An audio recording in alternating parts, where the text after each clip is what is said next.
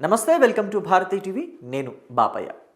ఒకే తల్లి కడుపును పుట్టి ఆ తల్లి రక్తమే పంచుకుని పుట్టిన బిడ్డలు కూడా ఆస్తి పంపకాల్లో తేడా వస్తాయి. అంటే గజం స్థలం దగ్గర తేడా వచ్చినా సరే, ఈ జన్మలో నీ మొహం చూడను, నువ్వు నాకు అన్నవి కాదు, నేను నీకు తమ్ముడిని కాదని చెప్పేసి విడిపోయిన అన్నదమ్ముల్ని, అక్క చెల్లెళ్ళని మనం ఈ సమాజంలోనే అనేక మందిని చూస్తున్నాం.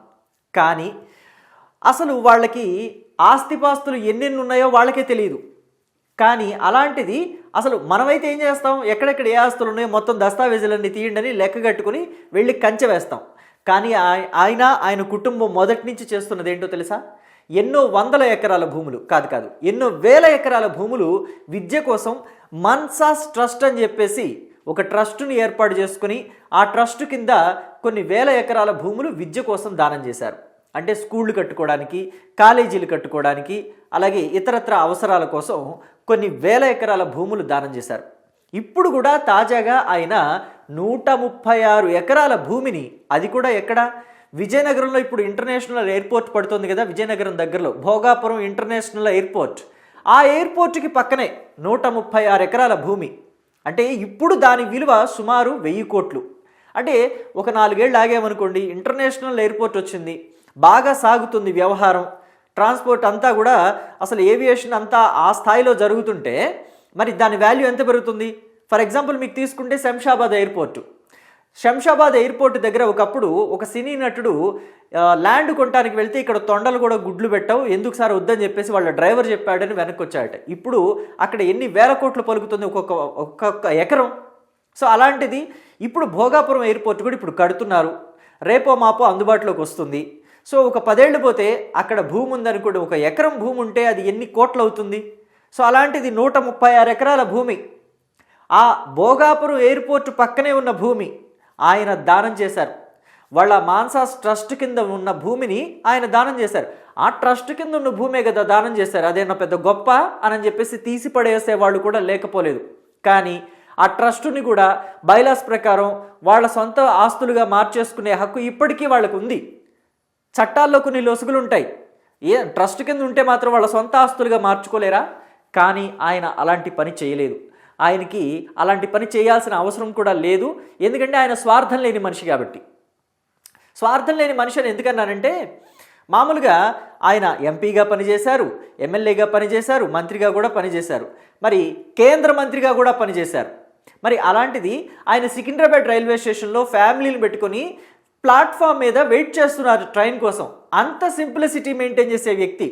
సో ఆ వీడియోస్, ఆ ఫొటోస్ కూడా గతంలో వైరల్ అయ్యాయి. మీరు చెక్ చేస్తే Pusapati Ashok Gajapathiraju family in Secunderabad railway station waiting for train అని చెప్పి కొడితే ప్లాట్ఫామ్ మీద ఆయన కుటుంబ సభ్యులు, అంటే పిల్లల్ని పెట్టుకుని ప్లాట్ఫామ్ మీద బెంచెస్ ఉంటాయి కదా, వాటి మీద సికింద్రాబాద్ రైల్వే స్టేషన్లో వెయిట్ చేస్తున్న ఫొటోస్ కనిపిస్తాయి. అంత సింప్లిసిటీ నేనైతే చూడలే ఇంతవరకు. ఇన్ని వేల కోట్ల ఆస్తులు ట్రస్టుల కింద కావచ్చు, లేకపోతే స్వయంగా వాళ్ళకే విజయనగరంలో కావచ్చు, అసలు ఆంధ్రప్రదేశ్ వ్యాప్తంగా తూర్పుగోదావరి, పశ్చిమ గోదావరి జిల్లాల్లో కూడా వాళ్ళ మాన్సాస్ ట్రస్ట్ కింద భూములు ఉన్నాయి. సో అలాంటి భూముల్ని, అంత వాల్యూ ఉండే భూముల్ని వాళ్ళంతా కూడా దానం చేశారు విద్య కోసం. అంటే కళాశాలలు, పాఠశాలలు కట్టుకోవడానికి వాళ్ళు దానం చేశారు. సో అలాంటి వాళ్ళని కూడా గత ప్రభుత్వం ఎంత ఇబ్బంది పెట్టిందో మనం చూసాం. ఎయిడెడ్ కళాశాలలుగా, ఎయిడెడ్ పాఠశాలలుగా ఉన్న వాళ్ళ భూముల్ని మొత్తం అంతా కూడా గవర్నమెంట్కి తీసేసుకొని గవర్నమెంట్ పాఠశాలలు, కళాశాలలుగా మార్చేసి వాటి మీద పెత్తనం సాగించాలని, లేకపోతే వాటిని హార్మ్ఫర్ట్ చేసేయాలని చెప్పేసి గత పాలకులు ట్రై చేసిన విషయాన్ని చూసాం. ఆ క్రమంలోనే ఆయన ఎదురు తిరిగాడని గత పాలనలో మంత్రిగా పనిచేసిన వెల్లంపల్లి శ్రీనివాస్ లాంటి వాళ్ళు కూడా ఆయన్ని తుంచేసి మాట్లాడారు, అశోక్ గజపతి రాజుని తుంచేసి మాట్లాడారు. అసలు గజపతి ఫ్యామిలీ స్థాయి ఏంటండి? వాళ్ళ స్థాయి ఏంటి? గత పాలకుల స్థాయి ఏంటి? స్థాయి గురించే మాట్లాడాలి ఇక్కడ. ఎందుకంటే వాళ్ళు చేసిన దాన ధర్మాలు చూసి వాళ్ళ ఇళ్ళకి బ్రిటిష్ ఎలిజబెత్ రాణి కూడా వచ్చింది, అలాగే ఇందిరాగాంధీ వెళ్ళింది వాళ్ళ ఇంటికి. మేమే వచ్చి కలుస్తాం అనగానే కాదు, మీలాంటి మహనీయుల్ని కలవడానికి మీ ఇళ్ళకి మేము రావాలని చెప్పేసి వీళ్ళ ఫ్యామిలీ, అంటే వీళ్ళ తాతల్ని, ముత్తాతల్ని, అలాగే వీళ్ళ తండ్రుల్ని, ఇలాంటి వాళ్ళని కలవడానికి, ఇలాంటి ఫ్యామిలీని కలవడానికి పెద్ద వాళ్ళే వాళ్ళ ఇంటికి వచ్చారు. నెహ్రూ, ఇందిరాగాంధీ అలాంటి వాళ్ళు వచ్చారు. సో అలాంటి వాళ్ళని పట్టుకుని గత పాలకులు తుంచేసి మాట్లాడడం, ఏకవచనంతో మాట్లాడడం, అరే ఒరే అని మాట్లాడడం, ఇలాంటి అమర్యాద తాలూకా మాటలన్నీ కూడా గతంలో మనం విన్నాం చూసారా? సో మనకైతే కాస్త కోపం వస్తుందేమో కానీ, కాస్త బాధ అనిపిస్తుందేమో కానీ ఇలాంటి వాళ్ళు అంటే మహనీయులు కదా వీళ్ళంతా, వాళ్ళంతా అవన్నీ పట్టించుకోరు అసలు. వాళ్ళ బాధ అంతా ఎక్కడుంటుందంటే ఇది అన్యాక్రాంతం అయిపోతుందే, మనం మాన్సాస్ ట్రస్ట్ అని చెప్పేసి ఒక ట్రస్ట్ పెట్టి ఆ ట్రస్ట్ కింద ఇన్ని భూముల్ని చదువు కోసం ఇస్తున్నాము, సో అవి అన్యాయక్రాంతం అయిపోతుందనే బాధ వాళ్ళలో ఉంది తప్ప నన్ను అవతల వాళ్ళు ఎవరో వచ్చేసి అరే ఒరై తిన్నారు, అరే తురై అని చెప్పేసి పిలిచారు, ఇలాంటి బాధలు ఉండవు వాళ్ళకి. సో ఇప్పుడు ఇదంతా ఎందుకు చెప్పానంటే, మీకు చెప్పాను కదా ఏవియేషన్ స్కూల్ ఫ్యూచర్ ఎడ్యుటెక్ కింద ఏవియేషన్ స్కూల్ కట్టాలి అని చెప్పేసి ప్రస్తుత ప్రభుత్వం నిర్ణయించింది. అంటే ఎందుకు కట్టాలి అనుకున్నారు అని అంటే కనుక మనం చూసాం ఎలాంటి పరిస్థితులు ఎదుర్కొన్నాము అనేది. ఇండిగో ఫ్లైట్స్ అన్నీ కూడా క్యాన్సిల్ అయినప్పుడు ఎందుకు క్యాన్సిల్ అయినాయి, అసలు వాళ్ళు క్యాన్సిల్ చేయాల్సిన అవసరం ఏమొచ్చింది? ఎందుకంటే పైలట్స్ సరిపోయినంత లేరు, ఆ సిబ్బంది లేరు. మరి ఆ సిబ్బందిని అంతా కూడా రిక్రూట్ చేయాలంటే అప్పటికప్పుడు అయ్యేది కాదు. అంటే సాఫ్ట్వేర్ ఇంజనీర్లు దొరికేసినట్టుగా వెంటనే మార్కెట్లో దొరికేరు వాళ్ళు. సో వాళ్ళంతా కూడా ట్రైన్డ్ పీపుల్. ఆ ట్రైన్డ్ పీపుల్ కావాలంటే ఎప్పటి నుంచో వాళ్ళకి ట్రైనింగ్ ఇచ్చి వాళ్ళంతా రెడీగా ఉండాలి. సో అప్పటికప్పుడు రెడీ చేయడం అంటే కుదిరే పని కాదు కదా.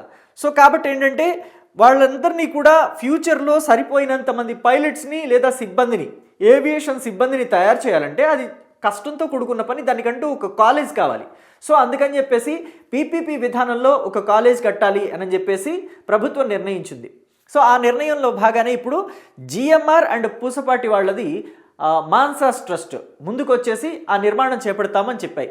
సో అయితే దీనికోసం అని చెప్పేసి మాన్సాస్ ట్రస్ట్ వాళ్ళు 136 ఎకరాలు 1000 కోట్ల వాల్యూ చేసేవి వాళ్ళు దానం చేయడానికి ముందుకొచ్చారు. దానం అనాలా లేకపోతే ఇంకేమనాలా, అది దాతృత్వం కిందకు వస్తుందా, మానవత్వం కిందకు వస్తుందా, మీరే చెప్పండి. మీ అభిప్రాయాన్ని కామెంట్లో తెలియచేయండి.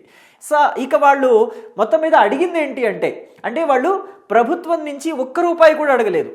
1000 కోట్ల విలువ చేసే భూముల్ని 136 ఎకరాల భూముల్ని ఇస్తూ మేము ఈ భూములు ఇస్తున్నాం కదా మాకు ఎంత ఇస్తారని అడగలేదు. మాకు ఈ వాల్యూకి 10 టైమ్స్ ఇస్తారా 20 టైమ్స్ ఇస్తారా ఏంటి అని వాళ్ళు అడగలేదు. వాళ్ళు అడిగిందల్లా ఒక్కటే, మహారాజా అల్కనారాయణ్ గజపతిరాజు పేరుని ఆ ఏవియేషన్ స్కూల్కి పెట్టండి, అదొకటే వాళ్ళు అడిగారు. వాళ్ళ వైపు నుంచి ఆబ్లిగేషన్ అదొకటే, ఇంకేం లేదు. పైగా వాళ్ళు ఇంకేమన్నా కావాలన్నా కూడా ఇస్తారు. ఈ 136 ఎకరాలు సరిపోలేదు, దగ్గరలో దానికి ఆనుకుని మీకు ఇంకో 100 ఎకరాలు ఏమన్నా ఉంటే ఇవ్వండి అంటే కూడా వెంటనే అయ్యో తీసుకోండి భలేవాళ్ళే అని చెప్పేసి ఇచ్చేసేంత దాతృత్వం కలిగిన మహారాజులు వాళ్ళు. సో ఇక భోగాపురం ఇంటర్నేషనల్ ఎయిర్పోర్ట్కి పక్కనే ఉంటుందని చెప్పాం కదా, ఇది పీపీపీ విధానంలో నిర్మిస్తారు. అందుకని దీనికి జిఎంఆర్ మాన్సాస్ ఏవియేషన్ అని చెప్పేసి పేరు పెట్టాలని కూడా నిర్ణయించారు. సో ఇంతటి మహానుభావుల్ని గతంలో ఎలాంటి మాటలు కూడా రావట్లేదు, ఎలాంటి నీచమైన మాటలు మాట్లాడారు, ఎలాంటి నికృష్టమైన మాటలు మాట్లాడారు. ఆయన చూస్తే జాలేస్తుంది. అశోక్ గజపతిరాజు గారిని చూస్తే జాలేస్తుంది. అసలు ఆయనకు అవసరమా ఈ రాజకీయాలు అనిపిస్తుంది ఒక్కొక్క సందర్భంలో. అలాంటి వాళ్ళని చూసినప్పుడు, అలాంటి మాటలు వింటున్నప్పుడు అశోక్ గజపతిరాజు గారికి నిజంగా రాజకీయాలు అవసరమా? ఆయన చక్కగా కాలు మీద కాలేసుకుని కూర్చుంటే సరిపోతుంది కదా. వాళ్ళకి ఎందుకు? గజపతిరాజుల ఫ్యామిలీ, విజయనగర సామ్రాజ్యం అంటే మనకి కర్ణాటకలో ఉండే విజయనగర సామ్రాజ్యం కాదు, ఉత్తరాంధ్రలో ఉండే విజయనగర సామ్రాజ్యం గజపతిరాజులు పాలించిన సామ్రాజ్యం అది. ఆ సామ్రాజ్యం తాలూకు ఆస్తులు ఆంధ్రప్రదేశ్ వ్యాప్తంగా ఎన్నున్నాయో లెక్కే లేదు. సో మరి ఆ ఆస్తులన్నింటినీ కూడా చూసుకుంటూ ఆయన కాలి మీద కాలేసుకుని హాయిగా ఉండొచ్చు. కానీ ఆయన ఎంత సింపుల్గా ఉంటారు? ఆయన రాజకీయాల్లోకి వచ్చింది ఎందుకు? సంపాదించుకోవడానిక? ఉన్న ఆస్తులే వాళ్ళకి ఎక్కువైపోయి దాన ధర్మాలు చేస్తున్నారు. ఇప్పటికే ఎన్నో వేల ఎకరాలు భూములు ఇచ్చేశారు. సో అలాంటిది ఆయన రాజకీయాల్లోకి ఎందుకు వచ్చారంటే పూర్తిగా ప్రజాసేవ చేయడానికే. వాళ్ళని విజయనగరంలో ఎంచుకోలేదు అంటే విజయనగరం ప్రజలు చేసుకున్న దురదృష్టం అనాలి. సో ఇప్పటి వరకు కూడా అంటే కొన్ని సందర్భాల్లో ఆయన కూడా ఓడిపోయిన సందర్భం ఉంది. 2004లో ఆయన పోటీ చేసి ఓడిపోయారు. సో ఆ తర్వాత మళ్ళీ 2014లో గెలిచారనుకోండి. సో అది వేరే విషయం. గెలుపోవటం అనేది రాజకీయాల్లో సహజం. కానీ ఇలాంటి నాయకుల్ని ఎంచుకోలేకపోవటం అనేది ప్రజల దురదృష్టం అంతే. వాళ్ళకేం కాదు, ఓడిపోయారని చెప్పేసి వాళ్ళకేం బాధ ఉండదు, అది అసలు వాళ్ళకి చాలా చిన్న విషయం. కానీ ఈయన ఓడిపోయినప్పుడు, తెలుగుదేశం పార్టీ అధికారాన్ని కోల్పోయినప్పుడు వైఎస్ రాజశేఖర రెడ్డి అధికారంలోకి వచ్చారు 2004లో. సో మరి అప్పుడు ఆయన కూడా ఈయన విషయంలో జోక్యం చేసుకోలేదు. ఈ మాన్సాస్ ట్రస్ట్ విషయాన్ని కూడా జోక్యం చేసుకోలేదు. మాన్సాస్ ట్రస్ట్ని ఆక్రమిద్దామని అనుకోలేదు. కానీ గత పాలకులు వైఎస్ఆర్ కాంగ్రెస్ పార్టీ వాళ్ళు మాత్రం మాన్సాస్ ట్రస్ట్ని చెరపడదామని చూశారు. సో ఫలితం ఏమైంది? 11 సీట్లకి ఎవరు పడిపోయారు? సో ఇప్పుడు వాళ్ళ వైభవం ఇంకా ఎంత 10 రెట్లయింది.